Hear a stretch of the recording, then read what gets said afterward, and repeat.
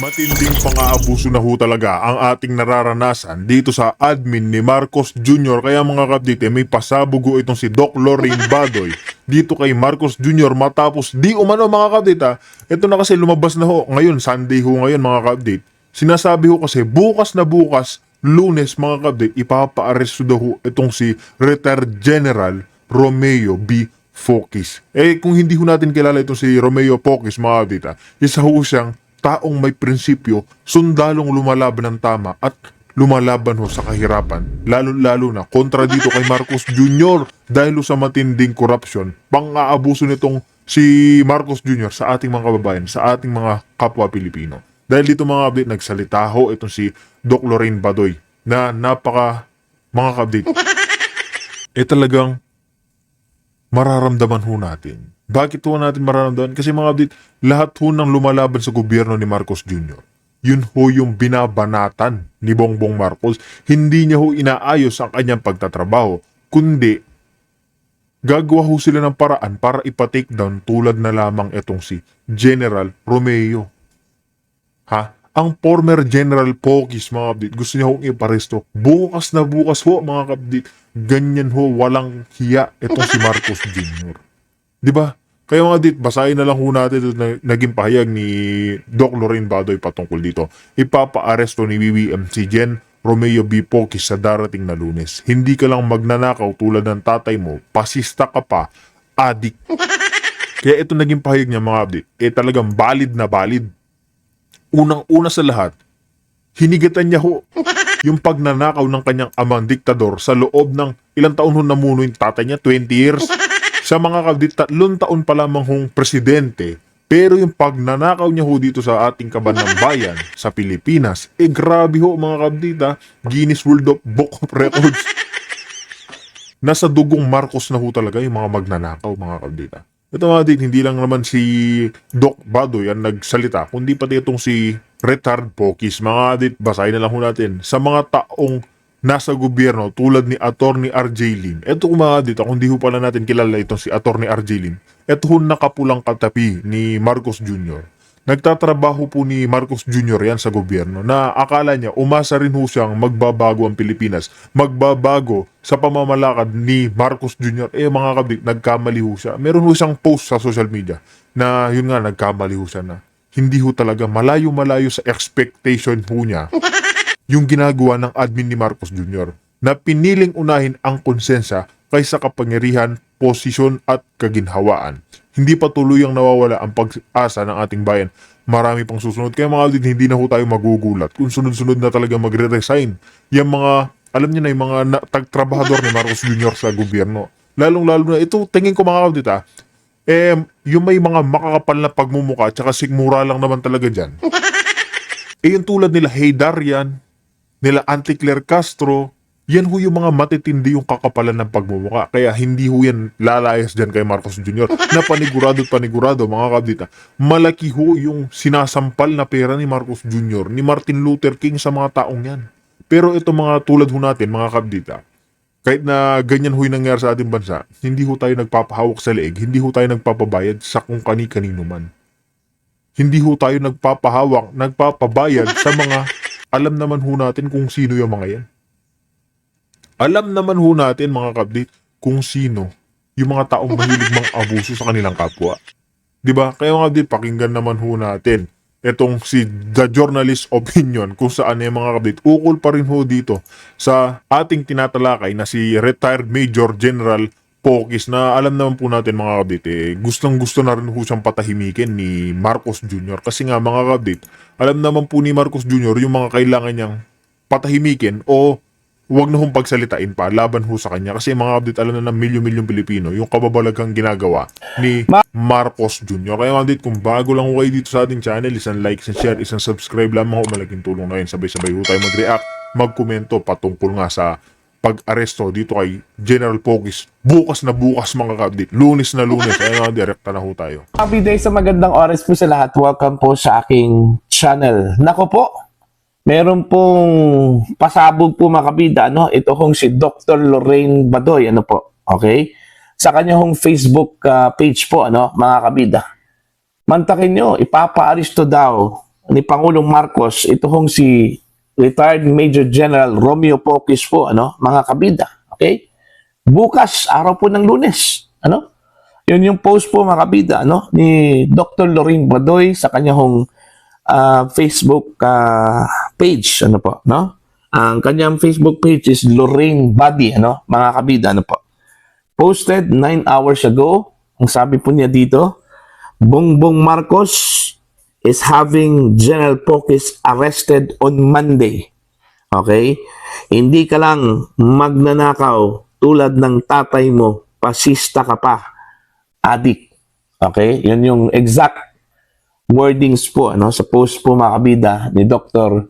Lorraine Badoy. Alam naman po natin, ito kung si Dr. Lorraine Badoy, very critical po ito mga kabida sa Marcos administration. At kilalang kilala po na taga-suporta po ni dating Pangulong Rodrigo Roa Duterte, mga kabida. Okay?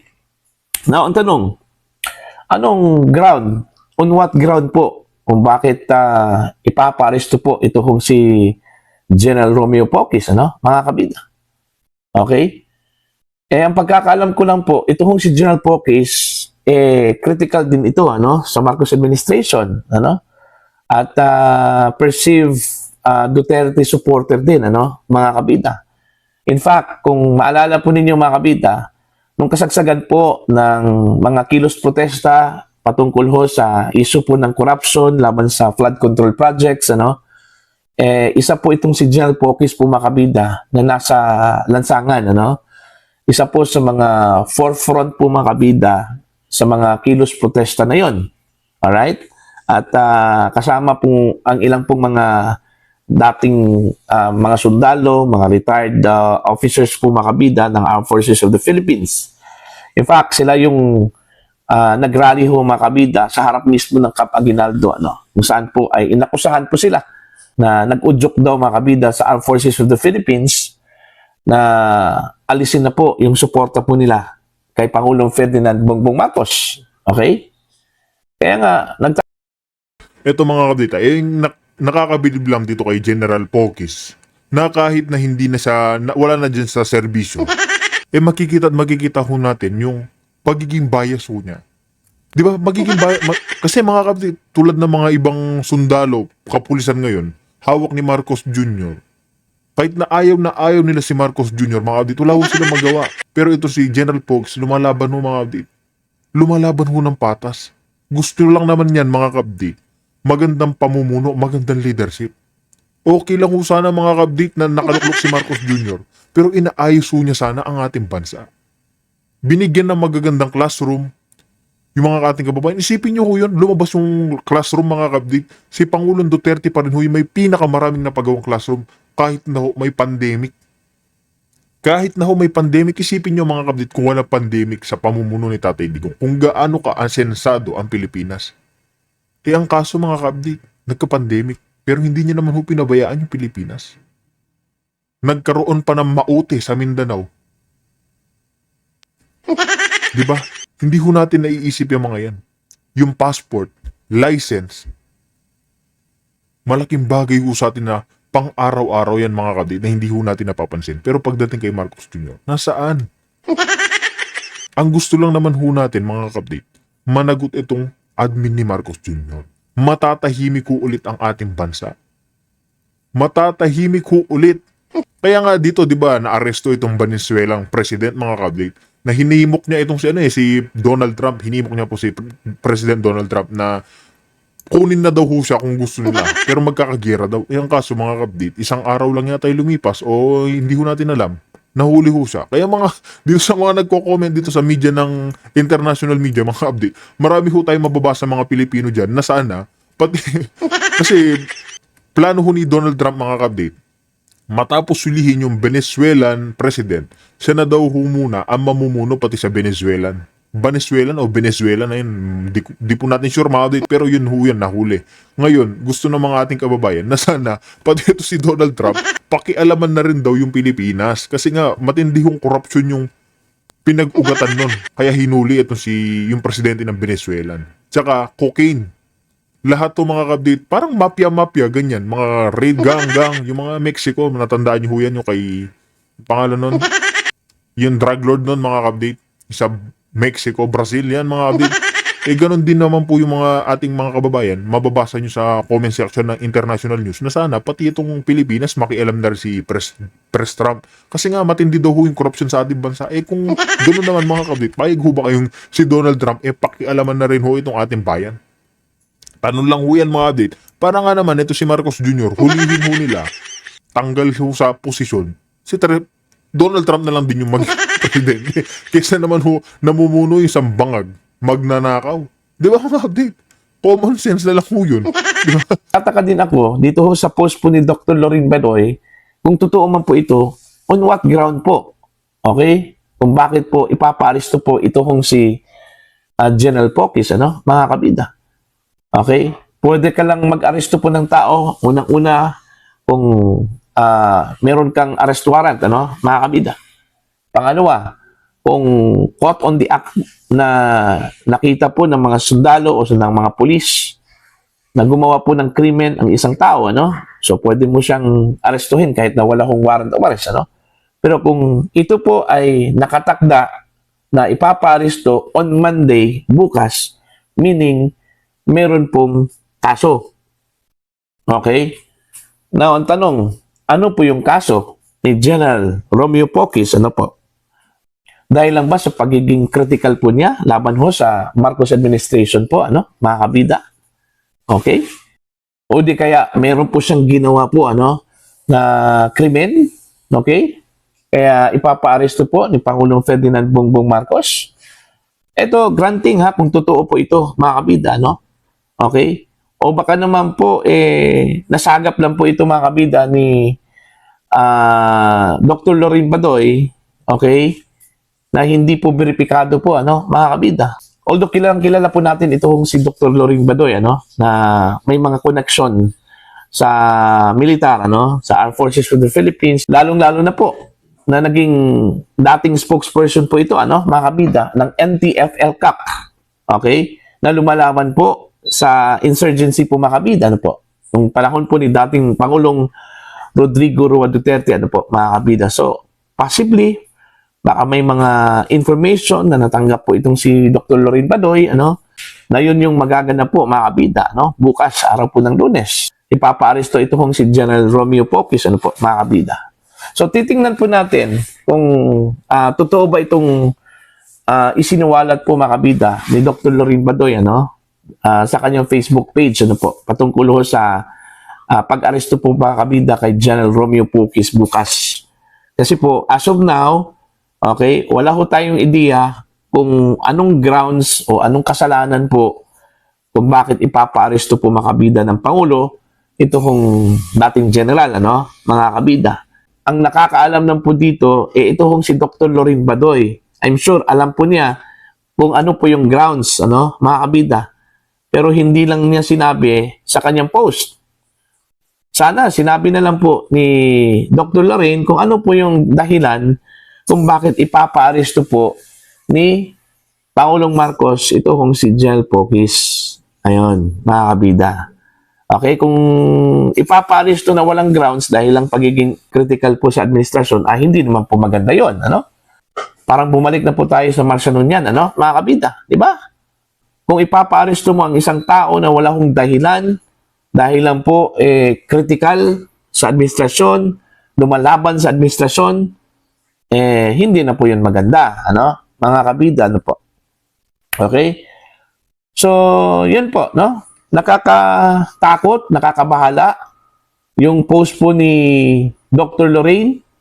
Alright? Kung totoo man po ito, ano, mga kabida. Okay?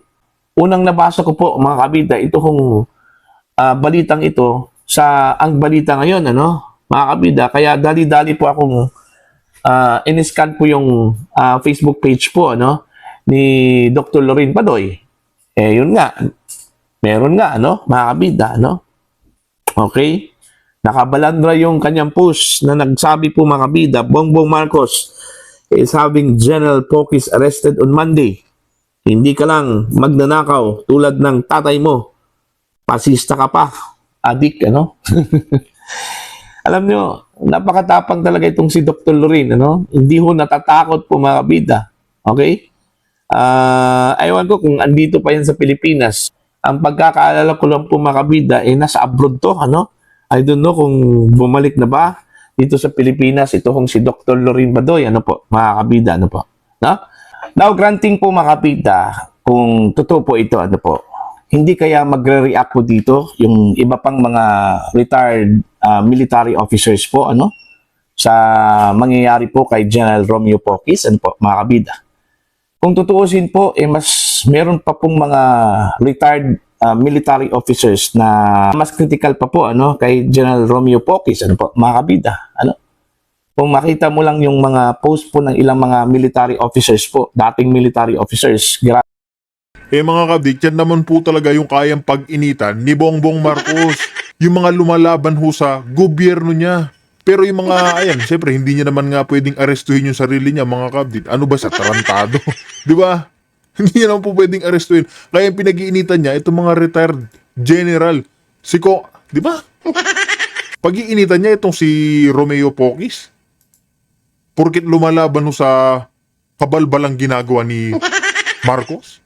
grabe, no? Kaysa dito ho sa mga post po ni General Romeo Pocis po makabidan po. Okay? Hindi kaya magre-react itong mga opisyal na ito kung sakali man pong ipapa-aresto po ng Pangulo po makabida, no? Ito hong si General Romeo Pocis, ano po? Pangalawa, bakit po ang Pangulo mismo ang magpapa-aresto po dito, ano? Makabida. Kasi po, kung, again, lilinawin ko lang po, kung meron pong kaso, hindi na mismo ang Pangulo ang mag-utos niyan, ano? Mga kabida, automatic po yan eh. Pag may kaso po mga kabida, no? At nasa korte na po, automatic po ang korte ang magpapa-aresto niyan. Hindi po ang Pangulo, ano? Mga kabida.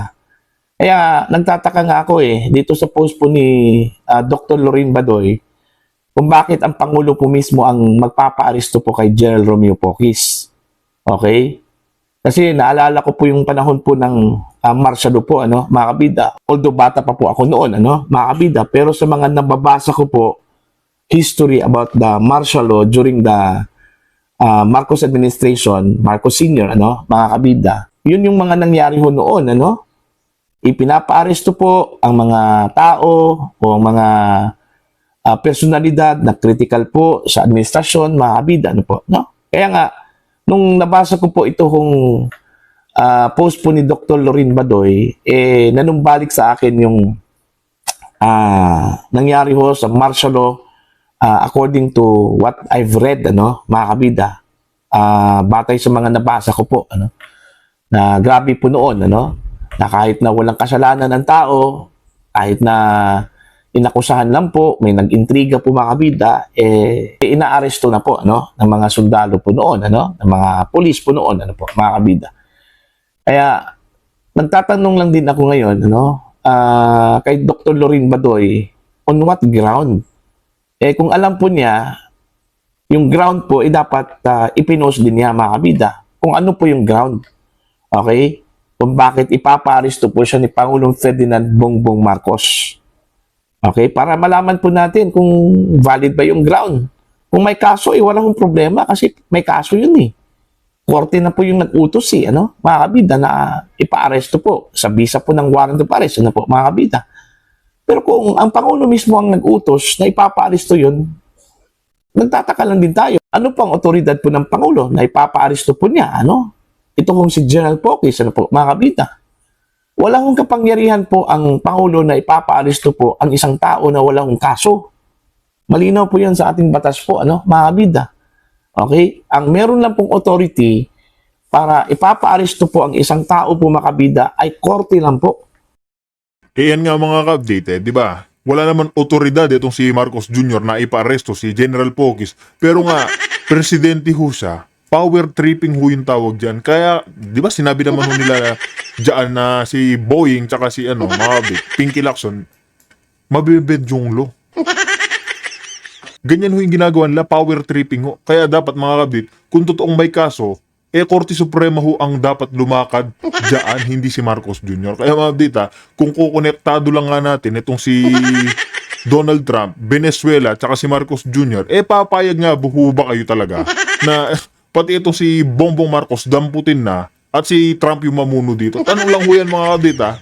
Tanong lang ho. Kaya dito na ho natin tatapusin ang ating reaction video.